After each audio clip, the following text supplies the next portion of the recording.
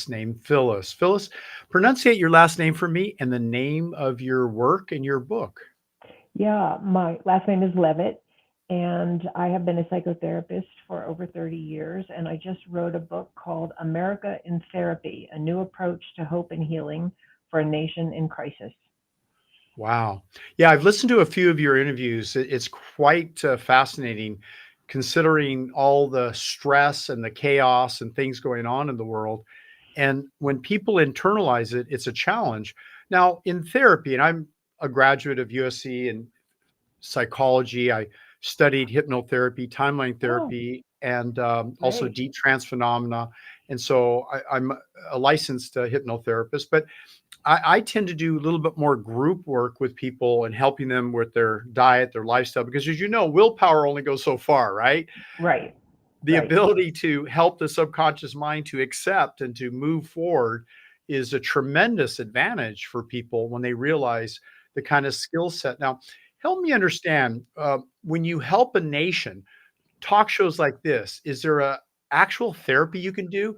Or is it you put the information in and then you draw them in for actual one-on-one sessions or group sessions? How do you like to work best? And what is your perspective on this situation and getting people results? Well, my perspective in a broad sense is that what we understand either hurts or helps individual people and individual families. That understanding can be applied to larger groups, to businesses, to schools, to places of worship, to states, to communities, and to countries. And that so part of my approach is educational. Like, what is actually happening to us? What happens in a healthy family? What does that produce? What happens in a family where there's dysfunction or abuse or neglect or very overt violence? What happens to the people? And so if we look at what happens in an individual family and then we translate that to what's happening in a country, are we operating on healthy family dynamics as a country? Do we treat all of our family members in a way that's safe, that's kind, that provides for them, that is uh, provides for, and this is a really big one, because in a healthy family, when there's conflict, and invariably there's conflict with people, we don't always agree, we have different needs, we have different ideas, we have different approaches, we have different values sometimes. But in a healthy family, conflict is resolved without violence. And we know that, it's so obvious when you look at the family level. If a parent is beating their child to a pulp, we call that criminal. If they lock them in a closet or they don't feed them or they call them horrible names and don't take them to school, we know that that is dysfunctional, very harmful behavior that is often prosecuted um, and considered criminal. And yet, there's such a disconnect between what we know is healthy for the individual and the individual family and what we enact and perpetrate and condone as a nation. And that gap has serious effects on all of us. So, Phyllis, in your experience, let's say a young lady or young boy grows up without a father, just a mother figure. Right. There's evidence that there's a very high incidence of potential criminal activity, alcoholism, issues with violence. Be- and then the other side of it is, some children are growing up with just a father and without a mother, which is probably less common. Me being a single father, two of the Mm. uh, mothers that passed away. So I Mm. have two children who are now growing up without a mother, and so a blended family, and I have other children, and they get along and they support each other. Fortunately, we all live fairly close to each other, but because my 30-year-old, he when he was born, his mommy died on Thanksgiving morning due to hyperthyroidism. So I raised Wow. him his entire life. So he's really never had a mother figure, although my mom, his grandmother, played a huge role in his upbringing. But I do notice, that amongst the children, each child is different, especially if it's from a different mother. Right. And so there is no unique mold, right? Even though you Right. think, oh, this is my child, they're going to grow up this way. And everything you think is, when Wayne Dyer wrote his book, Everything You Want for Your Children, right? And, and it was difficult for him too to think about his children not going in a direction he thought they should go, right? And then he had to let go of that idea and say, let them pursue their dreams, but give them some Hmm. boundaries.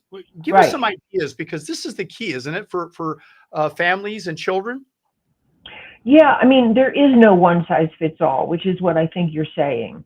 And it is very individual. And we all come to parenting with some of our strengths and some of our own deficits or our own wounds that we haven't healed yet, or that we're just figuring out how to heal because we love our children and we're trying to do it better.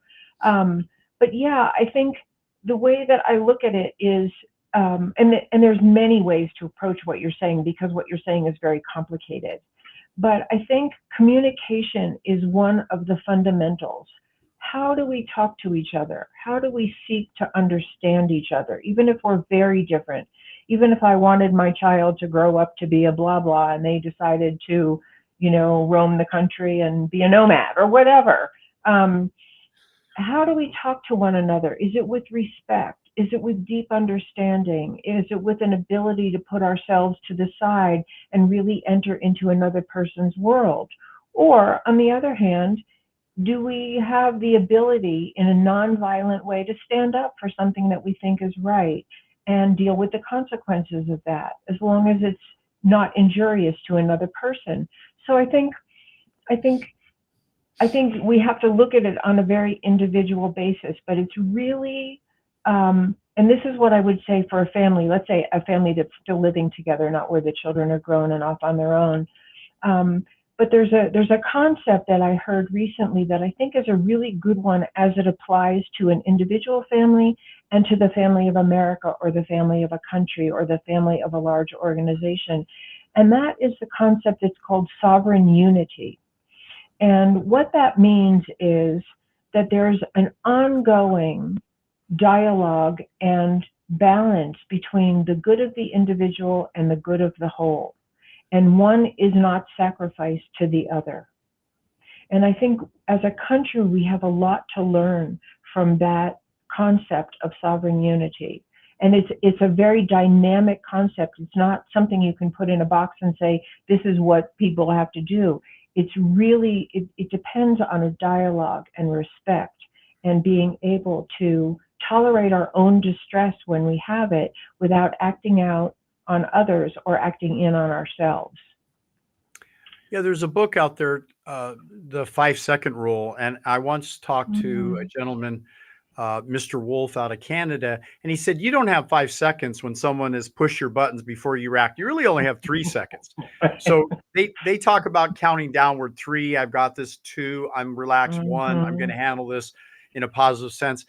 Because somehow counting backwards gets you into your subconscious mind and maybe Mhm. releases you from a pattern that might be an outburst that would be very unfortunate. And I think it's tough, because certain people who tend to fight with each other, they know what triggers that other person. Absolutely. Absolutely. And that's why there's such a big place for education, you know, because most of us, I mean, I don't think there's a baby born on the planet that doesn't want to be loved and cared for. Right. Love and care is the best food for human beings. Certainly, we have to add other things like boundaries and, role models of behavior and, all of those good things that need to be added. But love and care are the basis. And so we have to learn how, and hopefully teach each other, what does it mean if I'm in conflict with someone that I care about or who I want to have care about me? How do I talk to that person the way I would want them to talk to me? How do I react to them the way I would hope they would react to me if they disagree with me? And I think these are skills that we have to teach each other. And I would love to see these skills, nonviolent communication skills are basically what they are, um, taught to very young children in schools, not like as a rigid requirement, but as this is how we actually learn to get what we want from other people in a satisfying way, if that makes sense. It does. Point well taken. And I was thinking as you were talking that those of us who communicate, and if you buy into the love languages, that I know when I come home and my son says some nice things to me, but I'm very kinesthetic. So when he hugs me, I mean, I just like melt. It's like, oh, Right, son, I'm right. like feeling like accepted and loved. Mm-hmm. And if I hadn't expressed that to him, or at least I know that the mother of my 30-year-old, that when I would come home from work, she would just hug me. And even if I had a rough day, it was just like everything to me. It was like, we didn't even have to talk about it. It was just like, okay, I'm accepted, right? I'm loved.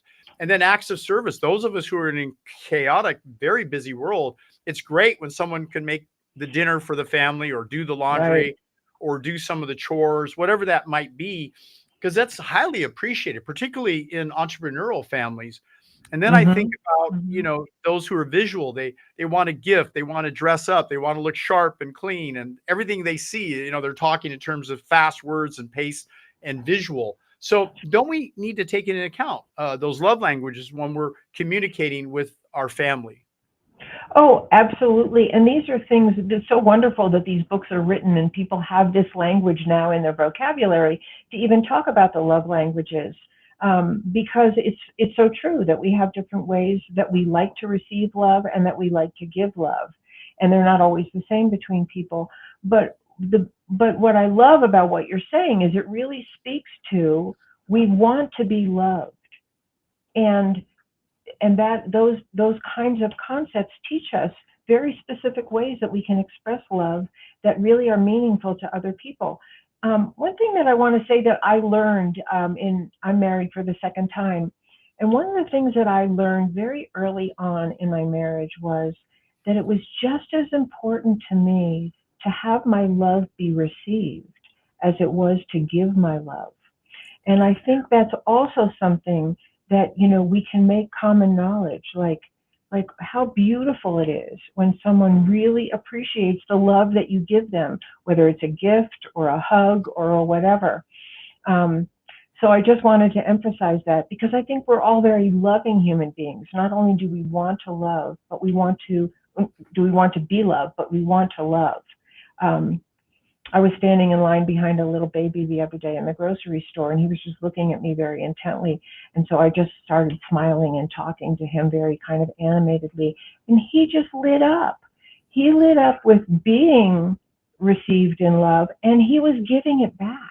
And it's so innate in us, if we're safe, if we're cared for, if we're not subject to maltreatment by other human beings, where we shut that down and have to protect ourselves.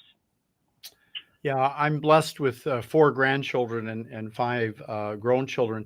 And the grandchildren ages 1 to 5. I mean, I know the 1-year-old Juniper, she was kind of afraid of me. It took for her for a while to come out of her shell. And then I would smile and I would, kind of tickle her and things, and she'd make faces and things. But after a while, she knew I cared about her. And then I started playing with her older sister, 5-year-old, and then she saw it was okay that I was playing with her. Right. And then I would get them involved with the game, and I say, "How many here are having fun?" I'd raise my hand, and then she would look at the other sister, and she'd raise her hand, so that she would raise her hand, and we got to laughing and having a good time, and playing games together. Because children, they laugh all the time. They really understand inwardly. I don't think as humanity that we, even though the press tends to amplify all the destruction and harmful things going on in the world, the reality is our base nature is one of love and caring and connection, right? That's absolutely true. And I think you bring up a really good point, that the younger child sort of watched to see if it was safe to engage with you. Yes. And I think we have to know that there are thousands and millions of children in our country and in the world who are not safe. They're not safe in their homes. They're not safe in their community. They're not safe to express their love. And they shut down and they protect themselves and they become symptomatic. And that's a lot of what we're dealing with in this country, that gap between what we know people need and what makes them thrive and survive and flourish is not available for many people. And part of that is, that there's a lot of harm going on in the individual family, and there's a lot of harm going on in the family of America. And that's really why I wrote the book. Can we address it? Not to vilify people or to spread blame, but to say what's healthy, and can we actually create that as policy in our homes and in our country? Phyllis Leavitt, what role do you think alcoholism plays in America? How it's embraced on television commercials, on football games, UFC, fighting. I mean, it's just everywhere, and I don't think that people operate in oftentimes a humane way when they're inebriated, and it's Right, very destructive to a family. Having been around some alcoholics, and I say alcoholics to the point where they would drink to oblivion every day, and it was like, right, wow, not only did they want to check out, but somehow they felt better while they were drinking, and yet it's a depressant, and it's a right. little confusing, right? But Hmm. someone who does take it as a depressant and just doesn't like being kind of wiped out and sleepy and want to go to sleep or tired or depressed. It just I'm struggling with those people who think that to have fun they have to drink. So every weekend they drink, and they think they're going to recover, or they're going to be better accepted. But it's kind of a self-image thing, isn't it, to a degree? Hmm. Well, I think you're speaking to the larger issue of addiction in general, whether it's Okay. alcohol or drugs or food or gambling or power or sex. We have a lot of addiction in our country, and I know it's around the world, but I'll talk about America because this is the country I'm familiar with. Sure. So I think you're talking about the large issue of the propensity that we have to become addicted. And certainly there are substances that are more addictive than others. Um, but from my experience being a psychotherapist, I did some contract work with an inpatient addictions treatment center for a while. And and I believe this is still true, many of the very well-known and effective treatment centers for addiction are called dual diagnosis. And what that means is they're treating the addiction itself, but they're also treating as the second diagnosis a psychological diagnosis, an underlying depression, an underlying history of abuse that has not been resolved, an Sure. underlying anxiety disorder or other disorder. And so they go together. I think it's a complex disease. Um, and it's a baffling one for many people, because on the one hand you want people to stop, right? You want them to stop their use and become healthy for themselves and others and safe for themselves and others. And on the other hand, there's often an underlying deep psychological suffering that keeps driving the addiction, and it needs to be addressed.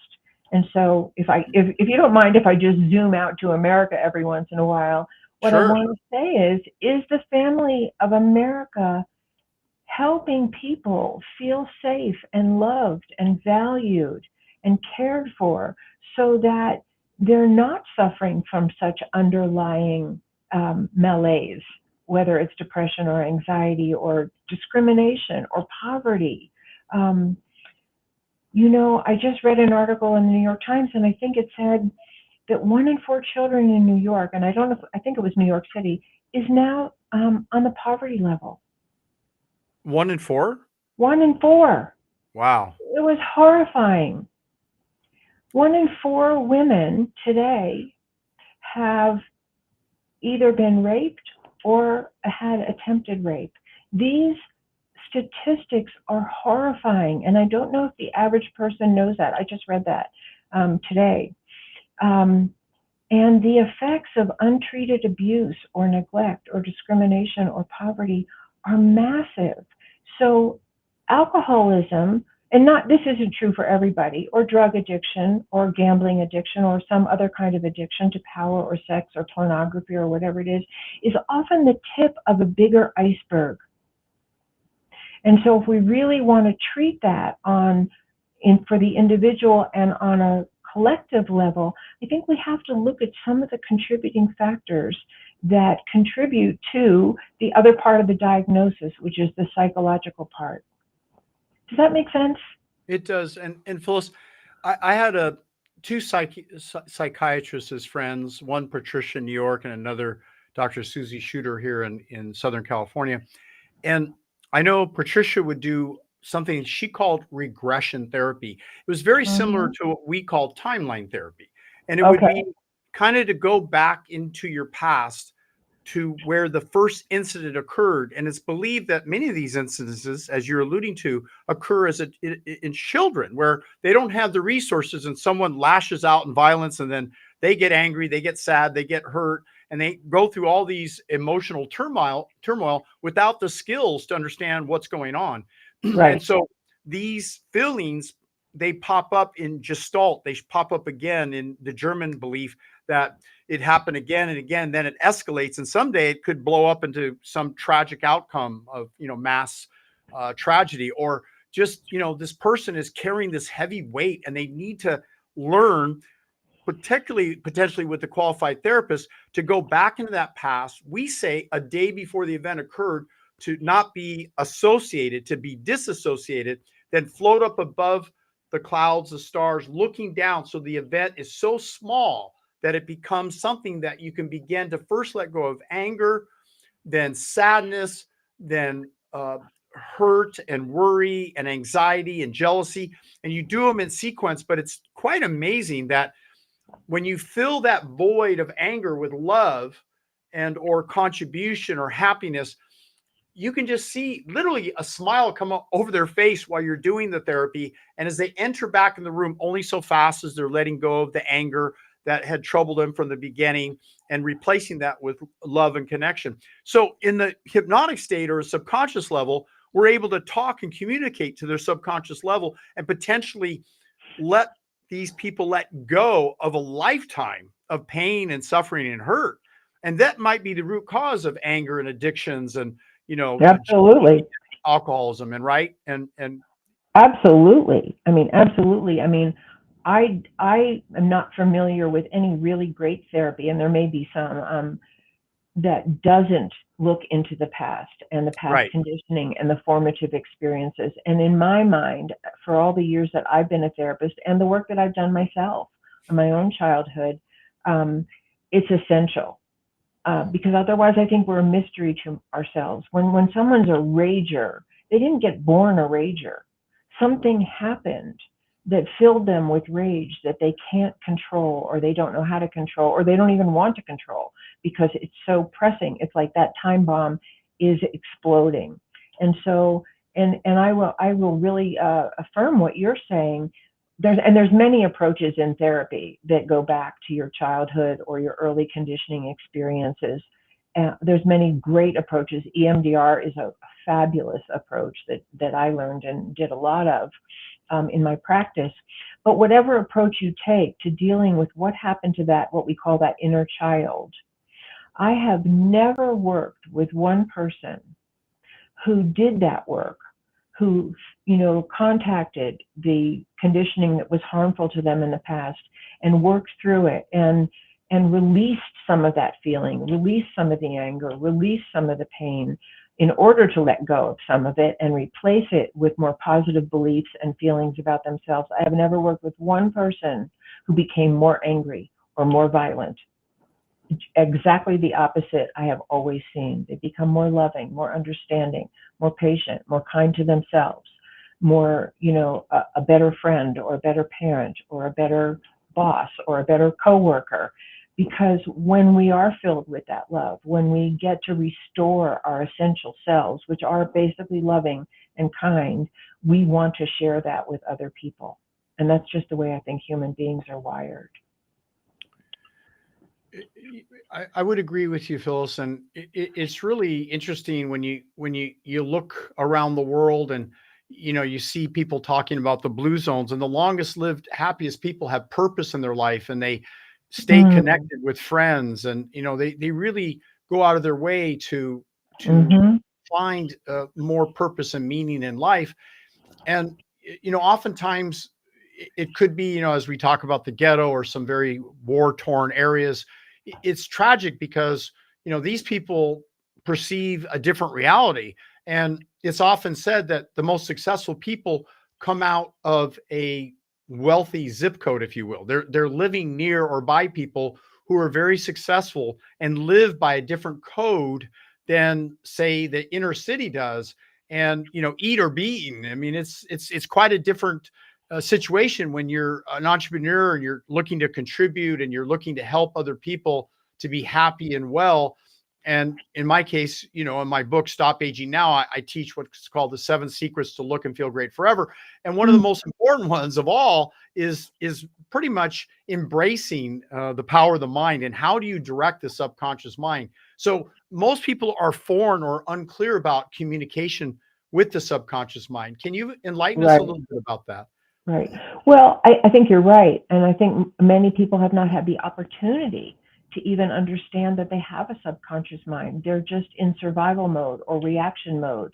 And until you really have some contact and some build through some process, whether it's therapy or some other practice that you have, of building some self-awareness, it's really difficult to have any choice in the matter of how you behave, what you do, the people that you draw into your life, and how you react to them.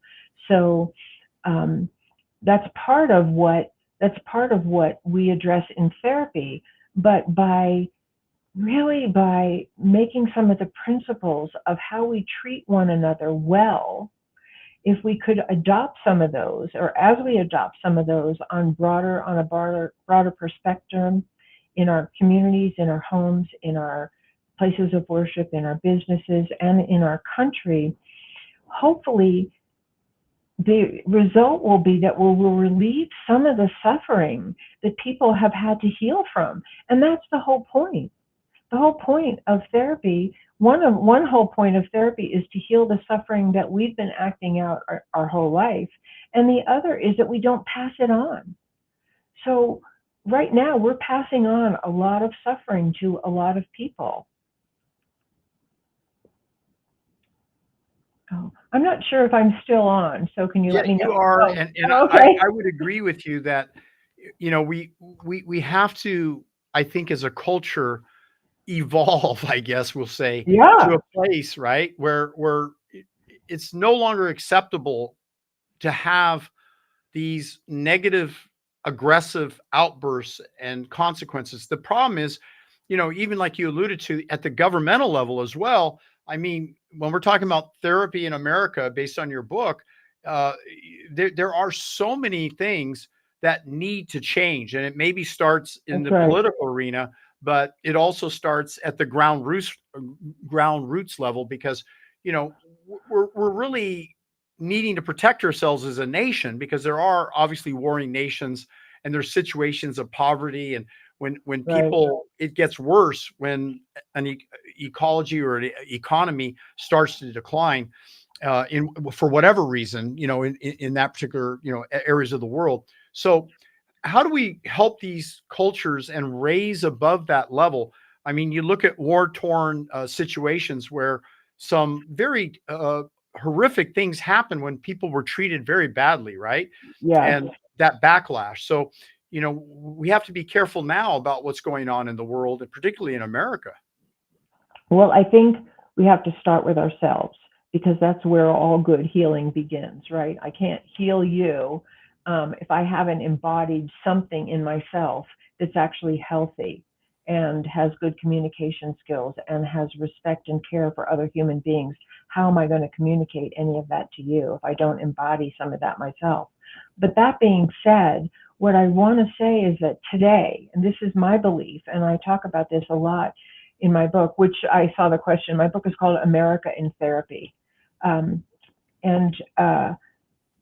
what I talk about is that the health of the individual and the individual family and the health of our nation are actually inextricable today. We are very dependent on the laws and the attitudes and the role models that come down from the top. Just like children in a family are very dependent for their conditioning and the way they model their own behavior and their attitudes and their values on what their parents show them, how they role model how men and women treat each other, how they deal with conflict, what's expected, what are the rewards and consequences for what behaviors. And we have the same things going on in our country. And some of the role models in our country are very abusive and disrespectful. We have people, castigating each other in public all over social media and the news, and putting down their spouses and calling them names or walking out when they talk. And yet, if we had parents doing that in a home, we would say, what are you doing? What are you teaching your children? Right? And so I think we have to look at the microcosm and the macrocosm together, which is a very hard thing to do. And that's why I try to pull that apart in my book and really look at what are the dynamics in what we would call a relatively healthy family, and specifically what are the dynamics that are very unhealthy, and then how do we change them. And that's what a lot of therapy is about, whether it's with one person or a whole family or a couple. And isn't it true that possibly when one person is seeking or in need of therapy, often if you look back to the family, there's quite a bit of dysfunction. It's not the person seeking therapy, it's often the family as well, right? That is 100% true. And that is one of the greatest contributions of looking at family systems rather than just at individuals. Because very, very often, and this was really my experience firsthand as a therapist, I started out just working with children. And what I found very quickly, I studied play therapy, and I really enjoyed working with children, and I loved doing play therapy with them. But what I found was, in my practice, was that I would say 99% of the children referred for therapy were suffering from a conflictual divorce or parents who were in great conflict and still living together. So they were the symptomatic member of the family. But actually, the problem was in the unresolved issues between their parents. And they actually were, there's a name for that in psychology, and that they're called the identified patient. They're the one who looks like the one who's having the problem. But in actuality, there was nothing wrong with any of these children. They were suffering from the hostility in their environment and the fear they had around the anger and the yelling and the threat of divorce or the consequences of divorce. And so they were symptomatic and they were brought to therapy. So very quickly, I shifted the focus of my practice. And I didn't do a lot of individual work with children except diagnostically. And then I did the work with the parents because that's where the work could be the most effective, right? And so Yes. zooming out, and I think this is not common knowledge, the most symptomatic people in our society are calling for help for the family of America. And it's hard to understand that when some of the most symptomatic people are mass murderers or rapists, or they've extorted thousands of dollars from innocent people, but they are also calling for help for the family of America. And that is one of the biggest themes in my book, that what's happening in the family of America, that we have more and more mass murders, for instance. What are they calling for help for? I don't know if you've read any of the histories of some of the people who have perpetrated some of these horrible crimes, but I read a little bit when I was writing my book about the mass shooter in Uvalde, the young man, and he had a lot of trauma in his childhood. Now, does every traumatized person become a mass murderer? No, they don't. And there are many people who are able to contain their rage or their pain, and they don't act out on society. But very often, they act in on themselves. And in any case, I think the principle holds. The most symptomatic people in America are calling for help for what's not working in the family of America. America is troubled, and I think you're right. It starts at the top, and the way, if you look historically, competitions for political positions, for some reason, it's acceptable, like you said, to do name calling and boss the other person instead of getting to the root of what the nation needs and the things that we need to focus and learn about and educate people to rise to a higher level. And you'd wish by now, right? At least during my lifetime, I'm been around here for nearly 7 decades to, Yep. to realize that things have not gotten better. And when I thought they would have, there's this complete turn, and industry or special interest groups or big, powerful corporations are kind of dictating what we as individuals need and want. And I think we lost track of we the people and what is it we want Agree. and who are we trying to elect to represent us. But Right.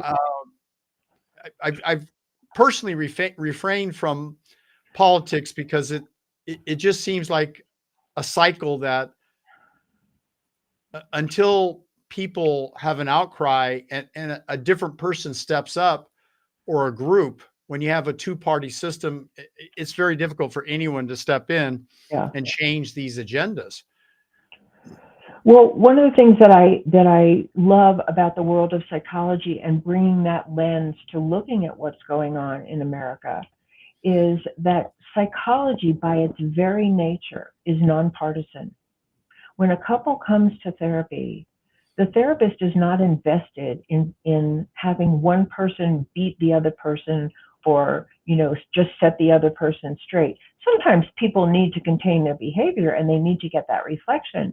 But good psychotherapy is invested in healing the relationship or helping people part in peace. So that's one of the reasons why I called my book America in Therapy, because can we bring this psychological lens to our country that is essentially nonpartisan? It's about healing relationship. It's about nonviolent communication. It's about respect. It's about restraining our most reactive violent impulses. It's about taking responsibility for ourselves in a conflict rather than always pointing the finger at somebody else. It's being committed to finding resolution, making compromise, and reconnecting whenever possible. And like I said, if not possible, parting, but parting in peace. And we can't part from our country. So what do? We're here. So do we Right. want to keep fighting or do we want to try to work it out? Well, it might get back to the core family. I mean, I I do interviewed agree. probably close to 500 couples leading up to 33 years of research before I completed Mastering Love, Sex, and Intimacy. Mm. And one Mm. of the challenges I found was that in the bedroom, there's no truth. Men are not really taught what a woman needs to be pleased. And yet 75% of men think they're good lovers. And yet almost the same couples, 75% of the men, the women feel that it's been inadequate. So truth needs to start at some point, and that counseling and that growth. Come back over here on this other side. Yeah, that is all part of love and connection. And what do we need to do to live a longer, better quality life? But love and connection is key to longevity. I think you would agree. And my co-host Absolutely. Priscilla just joined us here. You got to sit back a little bit to be on the camera there. I don't know. He must have moved the camera there. I don't Okay, know. so this Okay. is Priscilla, and Priscilla, meet Phyllis there here Hi, on Phyllis. the How set. are you? Hi, it's nice to meet you. Nice to meet you as well. So that being said, Phyllis, you know, starting with the core families, with the husband and wife, and then they think bringing children into the world is going to make things easier. Well, they're in for an interesting Right, awareness and right. lack of sleep and demands and expectations, especially when you have multiple children in a family. And a lot of the probably less financial prepared have more children than they're prepared to take care of. And so it really starts to be a vicious cycle, particularly for single mothers who, don't have a man in their life. And, Hmm. how do they go about raising their children? it's um, it's getting real deep. Well, I really agree with you that we have a lot of work to do on male-female relationships and models for men and models for women that are functional. And the place that I would start, which probably, I don't know if it sounds funny or not, but is really understanding our not only our essential equality, that men and women are of equal value, but we have different contributions to make at times. And, one of the things that I think is so valuable about really good therapy and really good couples therapy is that it highlights the different contributions that men and women have for each other. And one of the big keys, going back to what we said before, is communication. How many people were even taught that they could talk about sex with each other? Or is it just Oh, something we're a that you, puritanical society. To talk right, about sex is like what? right. Talk about relationship, talk about roles, talk about expectations, talk about needs, um, rather than some of the very, very, I would say, trite role models for men and women that are still all over advertising and in a lot of movies and books that really accentuate um, well, you know all of what I'm talking about. They accentuate inequality, they accentuate objectification, they accentuate conquest, they accentuate subservience, and not certainly there's a growing number of people and influences out there in books and media that are counter to some of our old paradigms about men and women. But in our country, in America, the Equal Rights Amendment has not been passed. What does that say about how we see men and women in America? Women are not entitled in America to receive the same pay for equal work as men. It has never been passed. Mm, So we have a lot of work to do. we do, we do. So, Priscilla, what do you think about earning more than a man because you're worth it and you have the ability to do sales? I know you rose to the top in companies you've worked with. So, what's that like in the competitive world, or maybe working together to contribute to collaborate more rather than just compete, right? Yeah, you work as a team, and it's always good to have coaches. And if they're male coaches, it just helps you. I'm sure a lot of it has to do with testosterone. They have more testosterone than females, so I'm sure that's a big factor. But yeah, I was able to be top sales amongst 600 people in a woman in a man's field. So I know it's possible. So I was earning more than most of the men where I was at. Yeah, But and I think particularly in sales, the good thing is that particularly if it's commission, you have a chance to be as good as you can possibly be and refine your craft. So long as, like you said, you have good mentors to help you to rise up, in the ranks. And Beth's is saying that, so at least people could buy good food and, good health, the quality of food, not eating junk food and enjoying whole, natural, organic, hopefully oil-free, more plant-based, nutritious, high fiber, foods. And there's just so many things that start that cascade of addiction. I mean, when you're addicted to certain junk food, you don't Right. feel well. And then you want to drink coffee, and then you want to take a downer and upper and drink alcohol. Right. And it gets to be kind of a vicious cycle all the way around. And young son is, saying, people need to continue to suffer. They think that by getting rich, it will save their sad lives. So money doesn't solve everything, does it? No. No, and I think, um, well, I'm not sure what this is. There a specific question there? Maybe just let me Well, know. is it that someone who has no financial net worth Oh, could live in Tibet and in India and meditate and be happy versus someone is in a driven society? It really depends on who you're comparing yourself with and how you yeah. feel about yourself, right?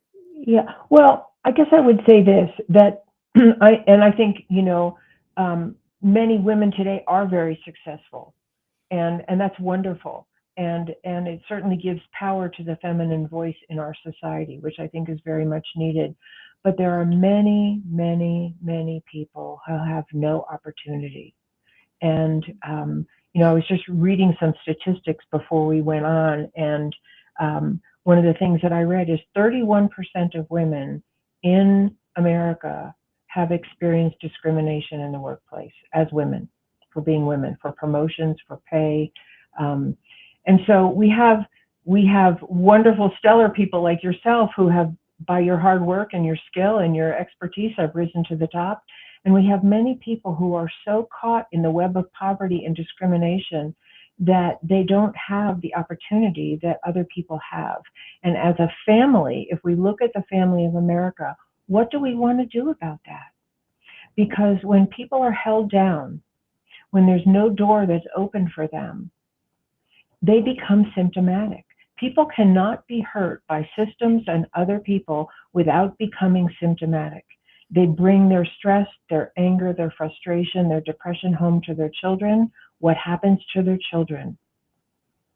And if one of them becomes a mass shooter, how do we look at ourselves as a society? Or do we just want to blame the one person who had the gun?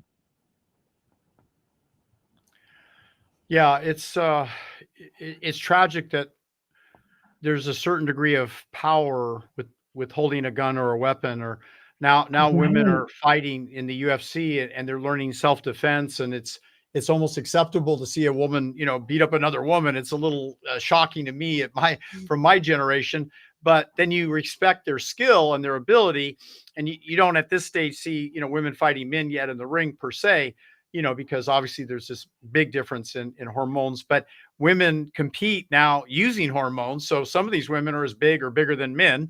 So, I'm starting to see this masculine movement, in a world to compete when, oftentimes we can and should revere intelligence, compassion, and love and Mhm. contribution, Mhm. because as a society, we're going to raise the levels a lot better than, being a steroid nation and being in a place of anger and aggression and hurt. Absolutely. And I think what you're really speaking to, and I like to zoom out to the big picture if that's okay, is that there's Yeah. such a power imbalance in our country and in many of our homes. And and abuse and neglect cannot take place without a power imbalance. Somebody has to have the power to hurt somebody and get away with it in order to do that. And so we're talking about that in the home, we're talking about that nationally, we're talking about that in communities and schools and businesses. And so how do we deal with the power imbalance? First of all, we have to name it, that it is a problem. And it's especially a problem when certain segments of our society become so addicted to power that the cost to other people doesn't matter to them, as long as they can hold on to what they have. But I'm going to go back to the family and tell you that from my experience working with a lot of abuse and neglect, and let me tell you, there is a lot of abuse and neglect in families in America, much more than we would probably like to know or talk about. Um, and what happens when children, let's just say children, but it can also be a spouse, is overpowered sexually or physically or just mentally and emotionally, when they're overpowered and they cannot escape and they cannot get help, they become symptomatic. But I want to highlight, and I talk about a lot of the symptoms in my book, but I'm going to highlight two trends that I have seen over the years, because I think they're a very great concern when we look at our national population. And again, this is really global population, but I'm going to talk about America. And the two trends that I see coming out of abusive and neglectful families where the recipients of that treatment don't get escape and they don't get help are, people tend to become one of two things: powerless and helpless and easily subdued. And in other words, it's called learned helplessness. It's a psychological term. If you've been overpowered too many times and you can't get away and you can't get help, and often resisting brings worse abuse, then you learn to be powerless in the face of abuse. And without help, many people go into their adulthood with this same dynamic at play, and they become easily subdued by other dominating individuals in in a home, in a business, in a community, and by a government. And they can be easily persuaded to support someone in power because they don't feel that they can resist. The other main trend is that people become what we call identified with the aggressor. And they learn from the aggressor that that's the way you make it in the world, is you dominate other people and you subdue other people. And so if you've probably seen this in the work that you've done, in marriages, very often when there's no help for any of that and people have no awareness of it, and many people have no awareness of where they're coming from, a dominant person tends to attract someone who's submissive, and a submissive person tends to attract someone who's dominating. And then you have that whole cycle played out in the family, role modeled for the children, and it goes on and on and on. And it plays out in some of the choices we make, in the jobs we have, the positions we hold, how we treat our employees, if we're elected officials, how we treat the people that elected us. I think I'd love your feedback on some of that. Well, I have a lot of thoughts about it. In some cultures and in some people, power corrupts, but there also is the side where when you have been dominated or defeated or had been challenged as a kid growing up, when I was 11 years old, I was fat and overweight, and the kids made fun of me. And in the Latin neighborhood, they chased me and want to fight me. And then when I got to be 11 and a half years old and running to make weights for football, I got real strong and real powerful. And I remember one of the kids that used to chase me, and he came on the football team, and I singled him out, and I told every other player, he's mine. And every time we would go against each other, I would make sure I exerted force on him. So he recognized that I am a person who was at one point defeated and humble and scared and terrified. But then I came out of a place of a shell, out of necessity, to be a stronger individual, and being beaten down allowed me to then in turn take on my aggressor. And he ended up quitting the team because he knew that I was no longer going to accept this individual who had abused me for over a year. And gangs, it was even scarier because the whole gang of guys with him running after me, I had nothing to do but run faster and try and jump the fence before they beat me up. So, I came from a pretty tough neighborhood. But then I had the protection of a football team. And when I made the team and I was really good on the team, other guys would stand up and they knew not to mess with us. We had jerseys, football jerseys. So that's kind of where gangs and people kind of get together. They start kind of almost like a nation. They pull together a tribe that's going to be protective. And so I think one of my favorite couples is Alex and Layla Hermosi, because she talks about how she was dating guys that were far beneath her skill and her ability.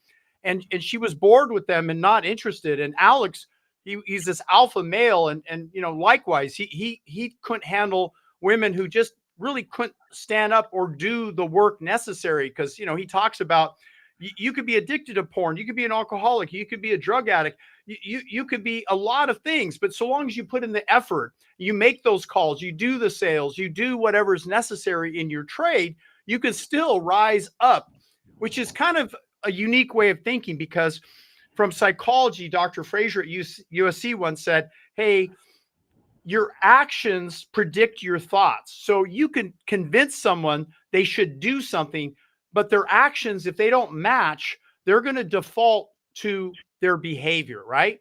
And we know for cigarette smoking, you get someone with aversion therapy, give them a little shock when they smoke and think bad things about cigarettes, they're going to more likely give up that cigarette habit.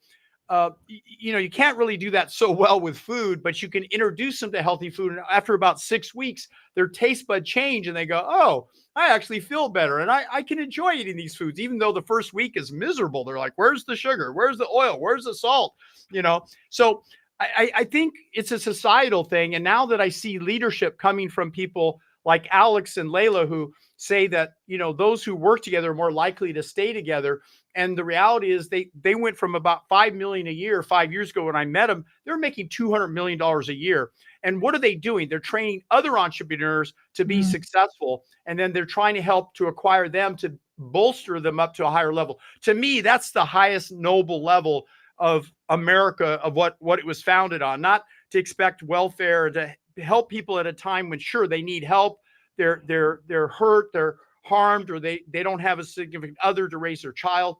I'm the first to try and help out people, especially it hurts me when I see homeless people, and I want to figure out how to feed them and, help them. But I know, that one little contribution doesn't really solve the issue. So having been homeless myself once, where after the mother of my child passed away, I was so depressed I couldn't work for a year, and then I lost everything, and I couldn't function. So I lived in my van that didn't run next to a 24-hour fitness. And the one thing I had was I'd go to the gym every morning because I had a shower, and I'd work out.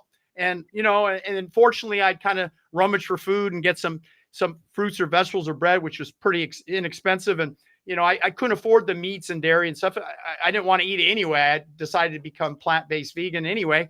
And so after about a year, I got in fabulous shape. And then eventually I met a businessman, and he let me move my van, because 24 Fitness wouldn't let me leave it parked there for a whole year. And I moved it under his business hall. And then I took my baby with me because his mommy had passed away. And I'd go call on doctors with my baby in a bassinet.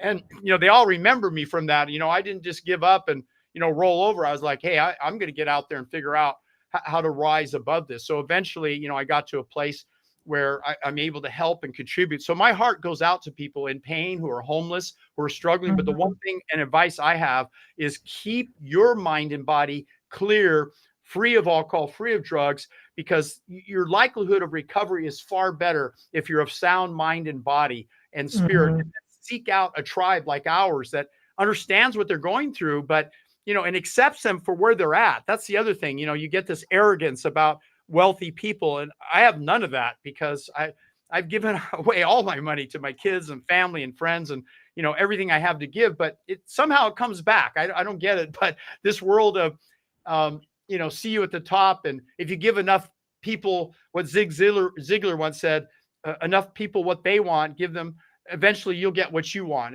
And so it's not about fame, it's about really helping people and seeing that we can rise to a higher level is kind of my belief about all of this. Well, I think your story is very inspiring, and I love stories like that, and I think we need stories like that there is hope even in really dark times, and every person who makes it out of a dark time is another light on the path for people who don't think there's hope. And I've had many people come through my door who have been so profoundly abused and neglected that they don't really think they're going to recover. I always say, you wouldn't have come through my door if there wasn't some part of you that had hope. So let's build on that. But certainly stories like yours are very, very inspiring. I just wanted to go back to what you said about being bullied on the playground. Yeah. Because we were talking about, becoming passive and easily subdued, or becoming dominating. And I think what you role modeled, and I'm not sure how you treated the other kid on the football team, but there's a difference between, for someone who has been overpowered and has become passive and feels helpless to stand up for themselves or stand up for others, the work is for them to find their power. So your story is a good one. You found your power. And I think the key is finding your power in a way that doesn't harm other individuals. And that's really where the line is. Yeah. I know in football, like other contact sports, my mind had it when I was first entering the league to play, that when I got hit by someone else, it hurt. And I was like, I don't think I'm going to last very long in this sport. And then one time, I don't know what came over me, but I decided to run full speed, and then put my head down at the last minute and collide with the other player. And I braced myself and I hit him as hard as I could with all my might. And he went flying, literally. I mean, just literally flying. And I thought, oh, wow. Not only did I feel empowered, it didn't hurt. Something about being physically, in movement forward, instead of like cowering away and backing away and then getting hurt every time. So the next time it happened again, and I knocked the guy down. The next time it happened again. And then I hit a guy so hard, he was laying on the ground crying, and I stood over him and I felt really bad about it. Like, this is terrible. And the coach ran up and grabbed me by the helmet, and he looked at me. He said, "Don't feel sorry for anyone." He said, "This is the sport. This is what you're in." And I looked at him like a little bit like, whoa, okay. And, he kind of set the groundwork because he just Mhm. more or less established, look, they're on the field, you're on the field. One of you is going to Right. hit and one's going to go down. And, Right. it's not going to go one way or the other. And I said, okay, I prefer to be the one putting them down. So I became a Right. very vicious linebacker. And so in how I treated that other kid that abused me, I hit him with all my might. Like I'd never Mhm. hit anyone so hard because I just felt that he needed to know my hurt, because sometimes emotional hurt is far greater than Mhm. physical hurt. Mhm. Physical hurt's Mhm. temporary. You get hit and you're like, you're hurt. But emotional, that can be a lifetime. So Yeah. whether he respects or knows that from me, Mhm. someday, right? You don't know. But even if you think you're dominant and you're the best, even in sports, right? Because I deal a lot with athletes. You do have to have that mindset that you're going to win, that you're going to Mhm. dominate. Mhm. But you also have to know your power and realize that when you're around people who need your help, who are weaker or in need or need guidance, you can take the saddest, the weakest, the the most fragile person and make them emotionally strong and intellectually strong and maybe financially strong, right? So a lot of these kids that were bullied become very wealthy individuals, right? If they learn how to master skills of sales and marketing and advertising and social media. So that's why I look to people like Alex Hermosi and Layla, who just kind of gives it all and tells you, here's how you do it. And she's great with people and managing people and working with them and rising them up above. And she tells a story how one of the managers was so good, he just kind of guided her to be a great saleswoman. And then the next manager came along and he treated her really badly. It was just horrible. And he said, if you don't make these sales, I'm going to run over you with my truck. And it was like, he was serious looking at her, right? Just aggressive and abusive. And she said, I never want to be like a manager like that. She says, Right. it Right. turned her off. She ended up leaving the department, right? To the loss of that company, 24 Fitness. And so, here she is now, this great CEO that knows how to manage people with compassion and encouragement. And if they can't cut the mustard, that's okay. She lets them go. They need to go find another path. But if Mhm. they're willing to do the work, and pay the price and do what it takes, read the book, study the material, then they deserve to be on the field or on the court or in the boardroom, right? Yeah. No, I mean, I love that last part, that it's a combination of compassion and care and respect and having appropriate expectations and valuing people for the hard work they do and acknowledging them. Um, I mean, those are keys to success. I think insecure bosses or CEOs, if they've had a tough time in their life and the business is struggling, they sometimes come off a little bit aggressive with the staff. And that's tough because, when you're in the midst of the battle of struggling to pull together a company that's, in the middle of maybe inefficiency and doesn't have quite their systems together. But anyone who loses sight of sales and marketing, which marketing and sales all gets back to a quality product and having something to offer that other people need. And what's more important than the importance of emotional well-being and love and happiness and laughter, and then success all can come, but it has to come in its order of sequence. So American therapy, I mean, it's where it starts, and then you free people up to be the very best they can be. I mean, that's what I'm Right. looking at. Yeah, and I think, I've worked with a lot of clients over the years who worked in hierarchical corporate positions, and many of whom actually came to therapy because of being so mistreated by the people above them, or overlooked by the people above them, but often just overtly mistreated, verbally, emotionally, and in many different ways. And I think one of the things that we need to understand as a nation and as individuals, that often people will play the role in the workplace that they played in their family. So if they were the one that identified with the aggressor, they are set up, and of course not every person does this. There's no one size fits all for every human being, but they are more likely to be the boss who's aggressive and hurtful to the people that work for them, because that's the role model that they adopted to survive. And someone, and I had a client years ago who had one boss after another who was like that, very abusive emotionally. And she had a very abusive, emotionally abusive mother.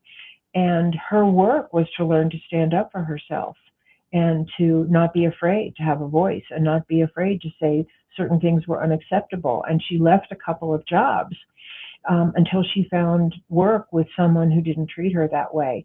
And had she not worked on the wounds of her childhood, she might have stayed in those jobs forever and continued to be mistreated. And so this is the lens I look at our country through. What's happened to us? Why do people become so terribly and painfully submissive, even in ways that are hurtful to themselves? Why do others dominate in ways that have terrible impacts on other human beings? And what can we do about it? What can we learn from the best psychotherapy and the best family therapy that could really interrupt this cycle? Just like we try to do when a family that's dysfunctional comes to therapy. We try to interrupt the cycle and teach people new skills and heal their own wounds, their old wounds, and take them back into their formative experiences and rework some of the things that have conditioned them their whole life in dysfunctional ways. And that's what I want for America. America has a history we need to look at. I won't go into that right now, but we do. Yeah. I think that one of the things people do appreciate is the underdog and coming back from adversity and tough times. And when you see some of these combat sports and situations, at the end of a fight, they usually shake hands and, they appreciate each other's skills. And so Right.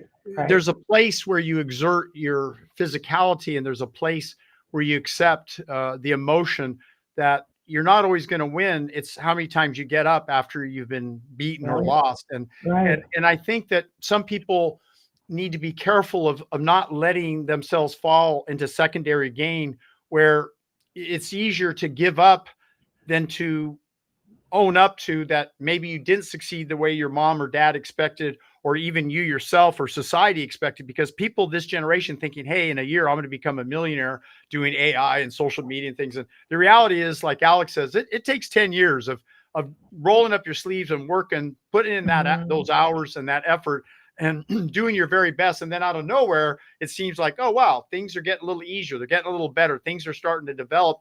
So people have to have that mindset. But what is it that gives them that stick to itness, that mindset? And the longest lived people in the world that I refer back to, the Blue Zone, and Dan Buettner and the Blue Zones and Happiness in some of his books, is that these longest lived cultures have a sense of purpose, right?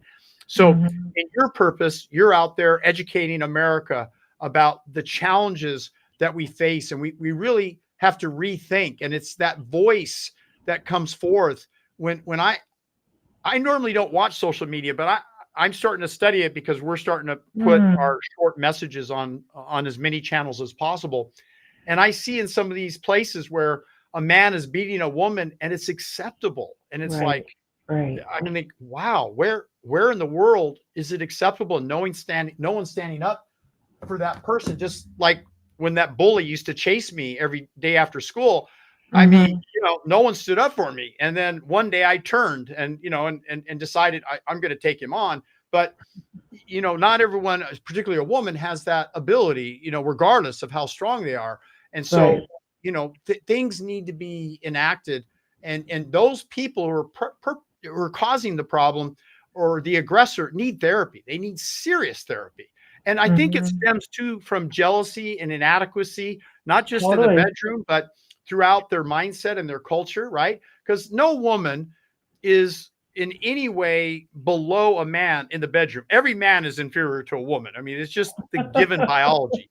So, once men accept that, it's their insecurity that I think causes some of this outlash and aggression, and they can't control a woman because she is so powerful. And this day and age, dating women, have the ability with social media to date anyone they want as often as they want. And so you all of a sudden come on a treadmill of, am I good enough? And then, sensing or feeling that maybe you're not as desirable as you thought you were. And being drunk and being cool isn't what everyone wants. So I think we have to work on ourselves too, to a large degree, right? Absolutely. I really think it starts there. I think with where we have been hurt and the things that we have internalized about ourselves that are not positive and not helpful and not good, none of those things are true. There's no baby that's born into the world that's a loser or that's deficient or that's inferior or stupid or angry. No baby is born that way. We're probably born with a certain nature. I think some people tend to be, more outgoing, more reserved, or more creative, or more mathematical, or whatever. I think we're born with certain natures, but we are very responsive to the nurture we get or lack thereof. And so, how can we nurture one another, whether they're children or ourselves as adults, with respect and with openness and with kindness, and bring out the best in each other? And that's really, because that it seems so obvious and yet so not obvious, that the more kind we are to one another, the more respectful, the more we provide for one another, the more competition is held within a safe container of cooperation in our country, in our homes, and in our world, the safer we all are. Someone who's loved and valued and taught to resolve conflict in a nonviolent way is not going to go out and shoot up a school. They're not. I agree. And I think that it does get to those core of insecurities and Mm-hmm. allowing people to find what their strength is. And, oftentimes we think we can shore up our weaknesses, but sometimes we have to let go of the time wasters that we either engage in too much sports watching, or I mean, Alex talks about he loved the Baltimore Ravens, and my family has season tickets to the LA Chargers, and so he realized how much time he was spending not just watching the games, but then the culture of fantasy football, and then talking to the friends about football and everything. And then he said, wait a minute, this is a huge use of my time that I'd rather direct to my entrepreneur pursuit and be a better businessman and take the time to go to the gym instead of watching these other gladiators fight it out. Right. And he said, Totally. maybe I could even cut back on gaming, that this whole generation is just hooked on gaming. So I said, well, to one of these young men, I said, well, why don't you start a gaming channel where you're streaming and at least turn it into a business and figure out how to translate that instead of spending endless. And I've seen these kids spend 6, Yeah. 7, 8, 10 Yeah. hours, all nighters. Yeah. And I'm like, gosh, if I'd spent that much time, I'm glad I never grew up a gamer. It's just like, it's just what it is, because just to master the skills of love, compassion, to understand psychology and nutrition and the human body and all the things that I've had to master to write 15 books, for me, it's like I thrill on knowledge and learning and then contribution, because when Right. I'm teaching other people, it helps me to reinforce the values that I'm searching for. So it's great that you're on the show, because love, contribution, and when we're seeing the world in conflict, there truly is, although I think the mass media, there is statistics that there's probably less violent crimes than there were 50 or 100 years ago, but it's so amplified on when it occurs. And I think the media does us disservice to watch and watch and watch over and over again, because it's what gets the attention. But I would love it at some point, shows like this, that we encourage incredible outcomes. I'm not sure what it was like with your mom and dad growing up. And, my mom and dad were divorced at a certain early age, and my father was a functional alcoholic. And so, he lived separate from my mom, but my mom was very astute and sharp and had a business sense. And to this day, she's 89 years old and, functions in work and, really contributes to the family in many ways. And, partly because she's in great health and she follows a lot of the principles that I wrote about in Stop Aging Now, my book. And so, I'm wondering about your childhood. What brought you to get into psychotherapy? They say psychotherapy or psychology, you're either drawn because you need it, like we all do. Everyone needs therapy and treatment, or you saw an opening where there was so much pain and hurt in the world that you wanted to figure out how you could help these people. Where are you coming from?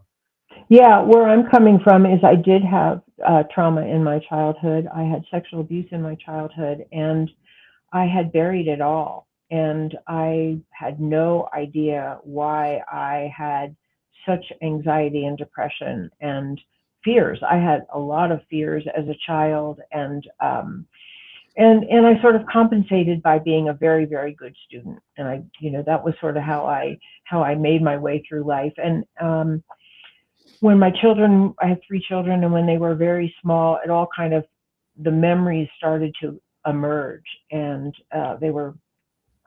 it was extremely, extremely painful. And I went to therapy for the first time, and it really changed my life.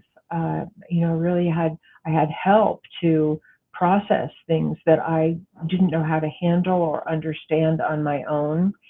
And I started to make sense to myself, and I realized that I wasn't what happened to me, but there were things that happened to me that really shut down a lot of my voice, a lot of my creative energy, a lot of my desires, well, a lot of my ability to be in a healthy relationship, all of that. And so it just was transformative for me, and I became a psychotherapist out of the benefit that I knew could be gained from working on the truth of one's own being, regardless of what that truth is. It doesn't matter in the end how painful it is. It's like getting to the truth and working through it and recovering your essential self is what really matters. And it also gave me incredible empathy for what other people go through, because I know it firsthand myself.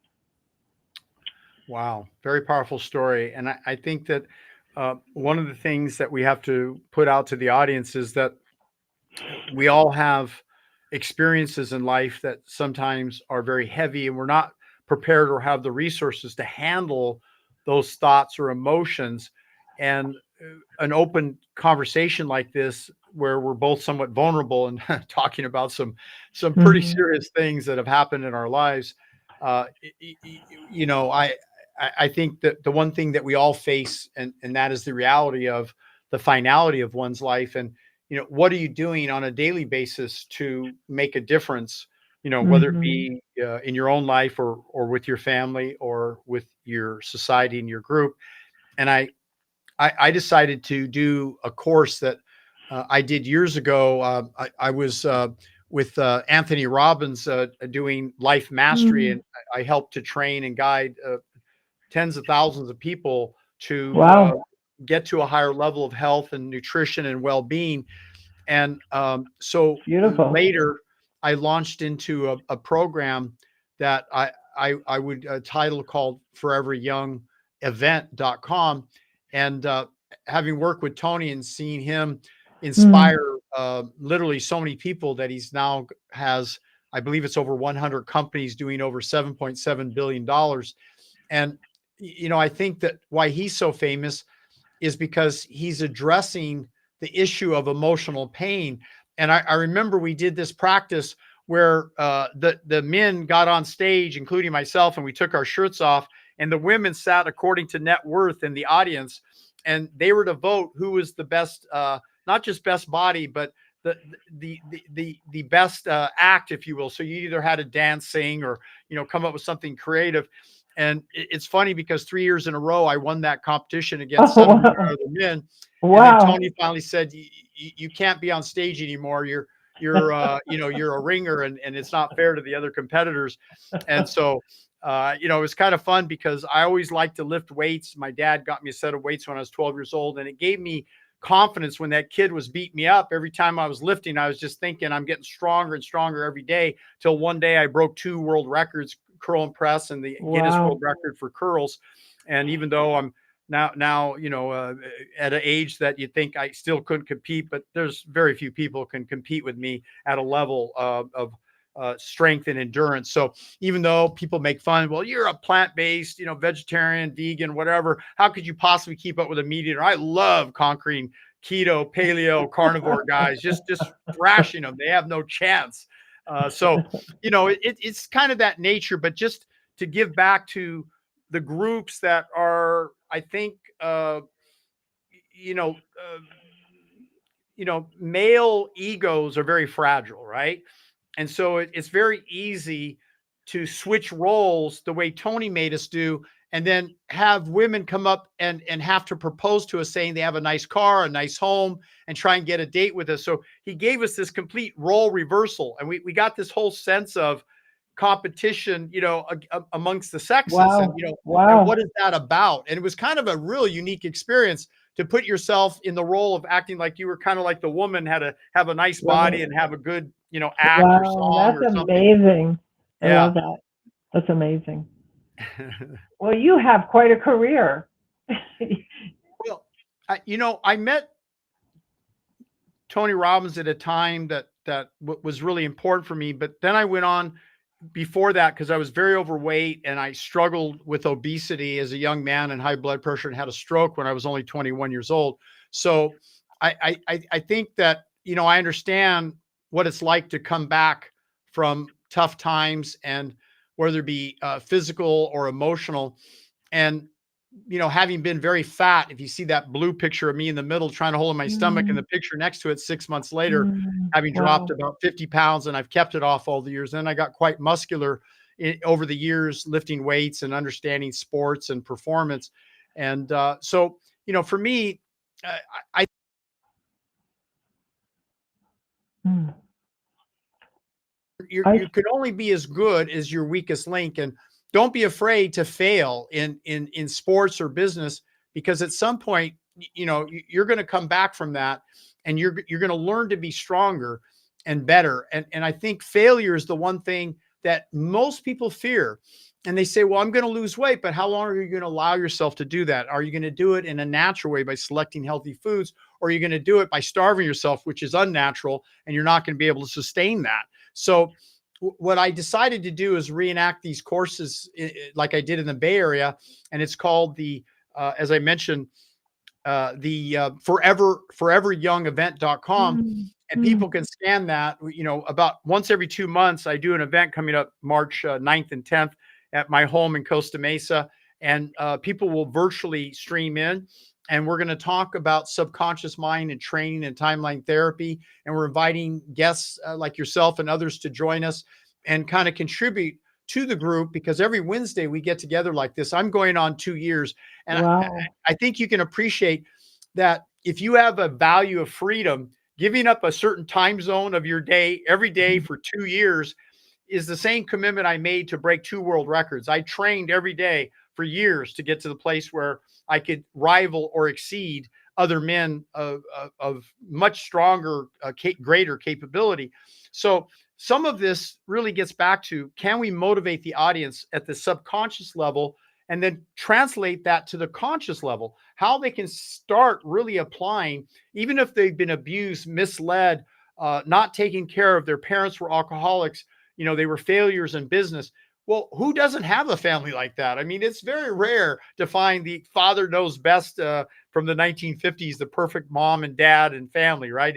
Right. It's rare. And we need to start reenacting that to some degree, and attracting Hmm. people to us that are not ones that may be the funnest to be around, because fun has its short live, right? There's got to be a deeper purpose and acknowledgement of value. So in our course, we're going to go deep into values clarification. How important is your values of wealth, family, health? This is an important area. It's one of the cores that drives all of us, right? Yeah, beautiful. It sounds like you're doing amazing work with so many people. Really, I'm very impressed. Thank you so much for sharing all that. Well, you must have these people who come to you for therapy and they're just pretty much lost, like you said, but they know there's an open door and there's an opportunity. So, do you ever do counseling beyond one-on-one? Sometimes you'll have two people in at the same time, or three people, or how do you work that in therapy? Particularly since you're the author of American Therapy, we have a whole audience watching us now. So, Right, right. how do we translate that from the clinical setting to the group setting as well? Yeah. Well, in my practice, I worked with children, I worked with teens, I worked with couples, and I worked with families and individual adults. I actually just retired from private practice this year because I'm focused on just writing. Um, Wow. but in my book, I really talk about how it translates. Part of it is skills, part of it is values, and part of it is actually really changing some of our paradigms. And those are big other conversations, but I think we need some big paradigm shifts, and I've sort of alluded to some of them here. Um, Let me see if I can just name one quickly. When I talked about the cry for help, when I talked about people who are the identified patient, the most symptomatic among us are the identified patients of the family of America. And so I think we have to stop looking through the old lens of just there's good guys and bad guys. And it's really easy to do that. And sometimes, when people commit horrific crimes or they hurt children or they kill someone, it's easy to just look at them as a bad guy and want to lock them up and throw away the key. But my experience shows me that inside, I would say, I can't say every, because again, there's no one size fits all for the human population, but inside many perpetrators is a victim who's unhealed and untreated and in pain. And and for me, the commitment is to work with the victimization within us so that we can start to interrupt this cycle of perpetration, and really understand. So, there are people that have to be restrained. We don't know how to heal them. We don't know how to bring them back into society in a safe way. Maybe they have to be behind bars, but they can still be treated as human beings. They can still receive help. There was a beautiful documentary that I saw. It was called The Dama Brothers, and it was a documentary about, I think it was two men who went into a prison, I believe it was in Alabama, and they taught meditation to a group of men who volunteered, who wanted to be taught meditation, who were in prison for life for serious crimes. And all they did was teach them this very, simple meditation practice, and the men practiced it, and it brought up their childhood and it brought up their unresolved issues. And in the documentary, they interviewed several of these men, and they talked about the horrific nature of what they had lived through as children with no help. And it gave you so much compassion for them. They're still human beings. And there are many people incarcerated today that can be treated and can be rehabilitated and can be restored to being, wonderful contributing members of our society if we could see them as people who deserve help. I don't have the statistics in front of me, but there are statistics that I quoted in my book that the number of people incarcerated in America today who have untreated child abuse is more than 50%. And that tells you a lot. Yeah. Yeah, it's hard because people can't fully see a mirror if they've done fairly well in their life and they see these people, and it's like you said, easy to criticize and put yourself in a position, well, that couldn't possibly be anyone like myself. And I think Sigmund Freud talked about putting labels on people and giving them diagnoses when others, Abraham Maslow and some of the Mhm. people who took it to a level of the pyramid of Right, contribution, and did they have stable lives, were they secure, right. the basic needs, and once the basic needs were met, could they then reach out and get to a higher level of purpose. And sure enough, I think most of the great successes, come from that vein of psychology, because if they're given a label and they're put on a prescription medication, and they're treated in some kind of criminal fashion, it's tough because, as you said, society needs some protection from people when they're going through some tough times. There was a great book written years ago, uh, and it was Nutrition and Mental Illness by Carl Mm, Pfeiffer. And he mhm. talked about even allergies to gluten and dairy could trigger something Totally. under the Mhm. microscope, which I'm a microscopist for over 45 years. So I look at people's blood and I show them certain things that are going on, within their blood. And I've been analyzing people's blood for 45 years, and clearly I see things that denote what's called delayed food allergies and food incompatibility, Wow. and then these increased rate of what's called white blood cells, a type of histamine cells. And Mhm. you could use antihistamines, but you could really get to the root cause by just correcting those foods that are causing disruption in their blood, Mhm. and then giving them enzymes and probiotics instead of antibiotics that destroy their gut health. So that gets into a whole nother area of psychology, because the mind body is connected in Right. a deep way, right? Absolutely. And I mean, absolutely. And just going back to that theme of people being you know, uh, able to be rehabilitated. I don't know if you ever heard of not Dr. Father Boyle, Greg Boyle. Um, he is a priest in LA, and he started an organization called Homeboy Industries.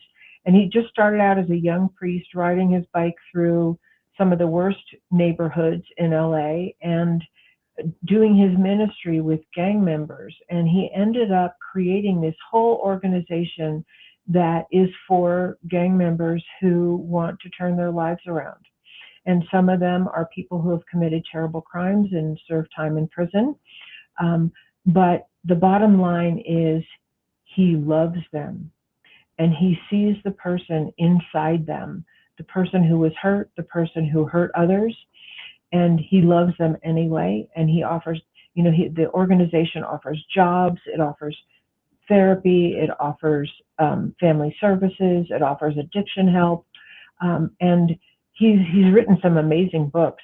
The first one was called, I think it was called Tattoos on the Heart, and his work is phenomenal, and the lives he has turned around, and just through pure love and the perseverance of hanging in there, and seeing people for their true selves, even when they can't see it themselves. And we can do that for one another. You don't have to be a therapist. You don't even have to have training to know that there's an essentially good person inside every human being, and try to speak to that. Yeah, barking to the choir, the whole Yep. language, Yeah. the homeboy, forgive everyone, everything. Yeah.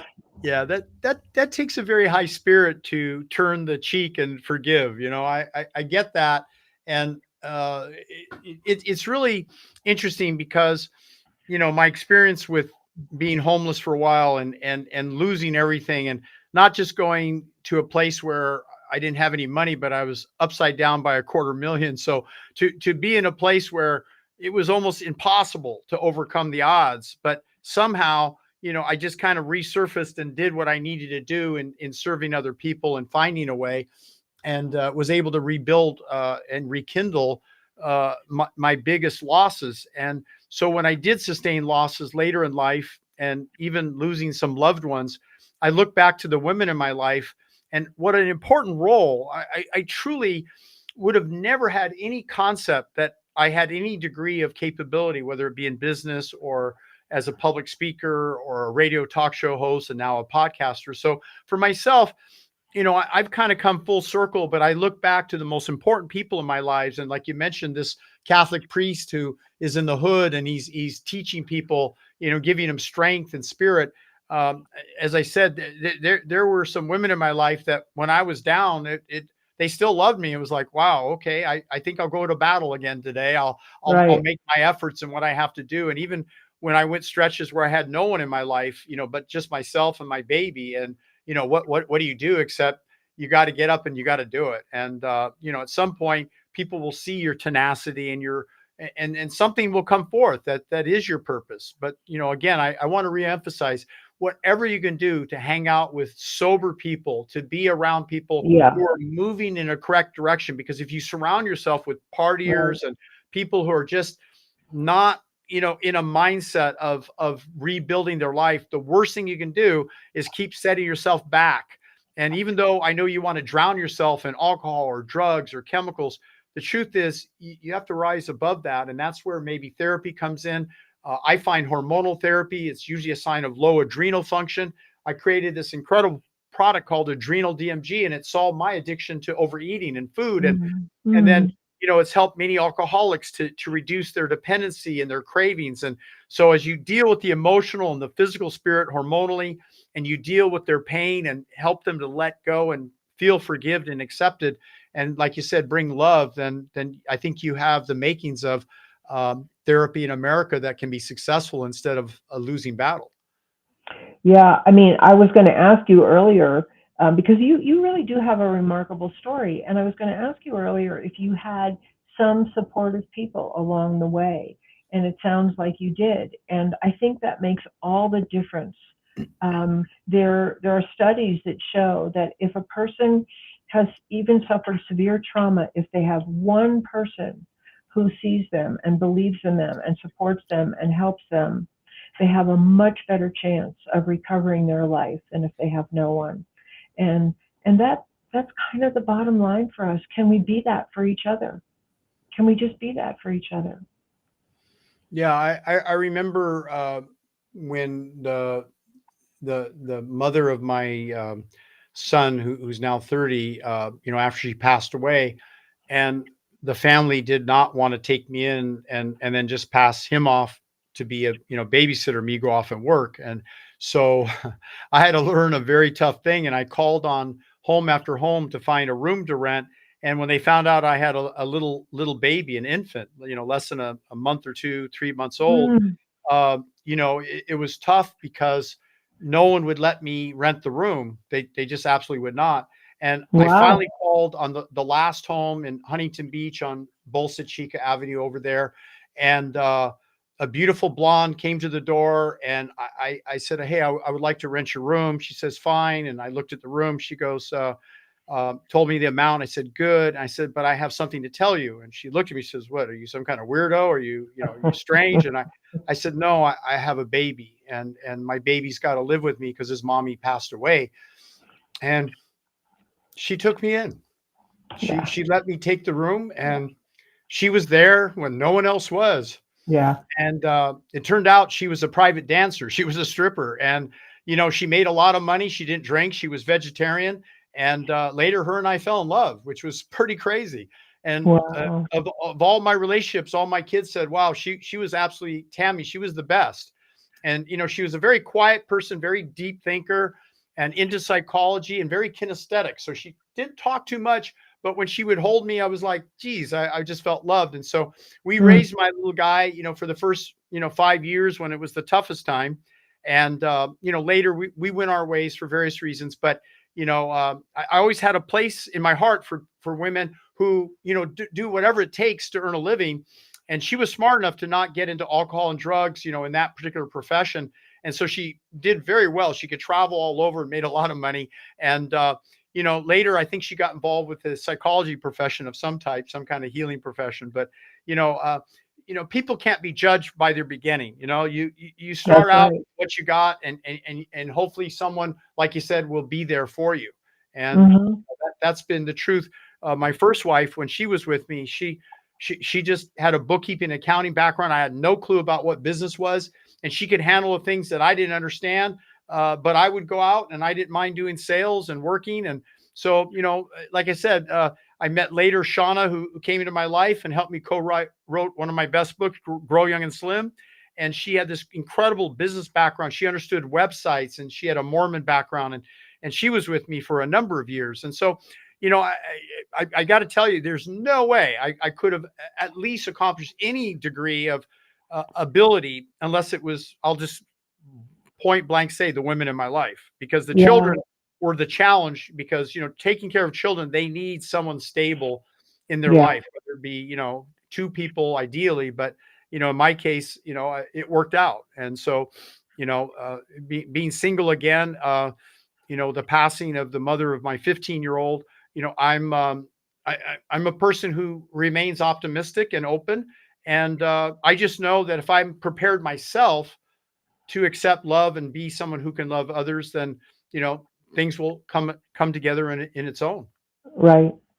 I love what you're talking about. I really, the whole thing about, we sort of live in a society that in many ways exemplifies, or what's the word, idolizes independence and like a self-made man, and I can do it on my own and I don't need anything because I can have my own TV and I can have my own trainer and I can have my own blah blah. And I think it's a very deleterious image that we kind of hold, that we should be able to do it on our own. It's nice to have people, but we should be able to do it on our own. I should just be able to love myself. And the truth is, we really do need each other. And I love that you talk about how these very important people really made a difference in your life, and you needed them. And that's great. We do need each other, and we should celebrate that. We should celebrate that we need each other, and then we can find safe people to collaborate with or share life with or be intimate with or work with, that we're fortunate that we don't have to do it on our own, because the truth is none of us can. We can't. If you look at some of the most successful Asian cultures, and I've traveled extensively to Malaysia, Singapore, China, Japan, I've been a guest speaker at most every major nation around the world.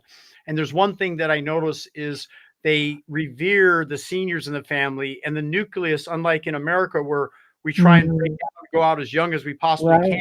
Right, right, They have the parents and the grandparents all under one household, and their right, wisdom is there and support and their confidence. So I find it incredible that my 15-year-old will confide in me and ask me really deep right, questions, and I feel at least prepared to be able to answer his questions, and not from a biased standpoint, but what makes sense for him to see the good side and the bad side of certain things that might help him to become a better man as he grows up, without a mother. So, each of us, have to draw upon our strengths and then realize when we're weak and vulnerable, we either right, need a group or a support group or therapy. I've right, worked with some of the greatest therapists, and we do therapy on each other. It's right, you right. if you're not willing to open up your heart to therapy, then where are you going to be? It's hard to be a good therapist if you've never experienced transition from deep dark sides, or you Right. even contemplate. I remember the early days where I contemplated taking my own life because there was things going on in my life, and I was told I was a lousy lover, and there was just things falling apart, and and then somehow I overcame that raging jealousy and that anger and that hurt, and eventually, I did a program called Date with Destiny, which is the subject of I'm Not Your Guru that Tony Robbins talks about. But what I did was I seeked out his trainers and the people who trained him, Richard Bandler of Transformation and Tad James. So I seeked out the greatest emotional trainers because for me, I knew if I could solve my emotional challenges, even though I majored in psychology at USC, a 4-year degree and pre-med, it was just the beginning to open my mind that maybe hypnosis, timeline therapy, NLP, which was not being taught in most major schools of psychology. But, I had to go on to seek that, just like I eventually had to learn from the top hormone specialists in the world and anti-aging specialists when my wife died due to hyperthyroidism and congestive heart failure. So, Mm. each of these things led me to a path. And now as I face aging at its grimmest challenge, and people my age are passing away, and friends and relatives. And I'm like, I'm doing my best to guide and educate people because life is so precious, and every breath we Right. take is that important thing that maybe will contribute in some way being here one day longer, to the family and to life. Right. Uh, absolutely, absolutely. And you are really an inspiration, and that's part of your contribution. You've persevered, and you've persevered, and you've persevered, and you've had hope, and you've done the hard work, and you've manifested in really beautiful ways. And I know that when I was in some of my darkest times, one of the things that helped me the most was reading books by people who had persevered and made it through, and it gave me hope. And so, thank you. Well, thank you for writing American Therapy, Phyllis Leavitt, and it's been a pleasure. I think that people need to have a safe place, as we've talked about, and Right. you've opened up that place, and sometimes talking about these things is not a manly thing. Um, to really open your heart and talk about setbacks and losses and being Right. beaten. It's tough. Right. Especially as a competitive athlete, where I've learned how to master my mind and my body and conquer insurmountable things. People will sometimes hear me speak, and because sometimes I don't open up that vulnerable side, they'll think I'm a little bit cocky and aggressive and egotistical, and yet in reality, they don't know what I've been through. Right. To do Right. what I need to do. So it's okay, and you don't want to make too much of it, because it's not why anyone is more successful than another. How do we define success except living a life of contribution and happiness and helping others is the way I look Hmm. at Yeah. No, it's beautiful, and it puts us all on an equal playing field. We all have something to overcome, and we need each other, and we all have strengths to offer each other. And you're a great example of that. Thank you. Well, thank you. And it's been a pleasure. It's been an amazing show. And please share it. And those watching, it's all about your comments. We appreciate your comments on Facebook, YouTube, Instagram. We expect to break out parts into LinkedIn and X, which I guess was formerly called Twitter. And so you'll see us on all the platforms, because much like my mentors have taught me, that when you have something important to say, you need to get it out to the world as many social media platforms as possible. I'm on Spotify and iTunes, and I'm dedicated now to come out with a series of Audible books, which Mhm. I'm really good about buying books, but it's really difficult to read them unless it's part of your subject material, and you're trying to master some subject. But I personally love listening to books, and I love podcasts, because it's so current when someone's talking like this show about what's going on. And I've helped heal over 100,000 children of acne and skin problems, Mhm. because I discovered a cure. I shouldn't use the word cure, but let's just say a hormonal solution using a Mhm. product called Estrablock, which are our number one seller in the world. And we ship it to various countries, and kids' skin clears up without having to take birth control pills off label, which it Wow. was never intended for that, or Proactive and all these harsh chemicals, because they thought it was an external problem with acne, and I knew it was an internal hormonal problem, which I Wow. accidentally discovered because I was trying to solve a bigger problem of cancer and estrogen dominance. So I'm really excited to come out with my Audible book. I did 3 passes to record it, and then my Audible engineer, after I did all the work, hours and hours of recording, he said that the recorder going into your camera is not the same as a recorder into a Zoom microphone. So now I had the technology. He just didn't tell me, and I went through hours of recordings. So I'm going to go back and record Stop Aging Now. I'm committed. And, finding that time in a busy life with 5 children, 4 grandchildren, podcasts and shows, and, taking on whatever it takes, I'm committed to doing it, because I have a feeling that people out there will enjoy these Audible books and learn about the journey to help kids to clear up their acne, to help men and women communicate better in the bedroom, to help stop aging now. And really, a big challenge is obesity in the world. And I'm going to go back and record all of my best books. And uh, Tanya Schultz, it's been a long time since we've talked. You're out of Florida still. Good to see you. You're talking about encouraging me to do these auto books, and I have books that I'm coming out on stem cells that I wrote for practitioners, because I've had more treatments of stem cells than anyone, I think, probably in the world, due to injuries and setbacks and overcoming things. So, I think the next thing is to help people to heal the world, and healing begins with one person at a time. And if we just touch one life tonight, we've done our job, Phyllis. And Mhm. that's all. How is there a website for you, or how can they find you? Yeah, please. Yeah, my website is my name. It's www.phyllisleavitt.com, and there's lots of information. Sign in. You can get my newsletter, and I'm making some different guides for applying some of the principles in your own life.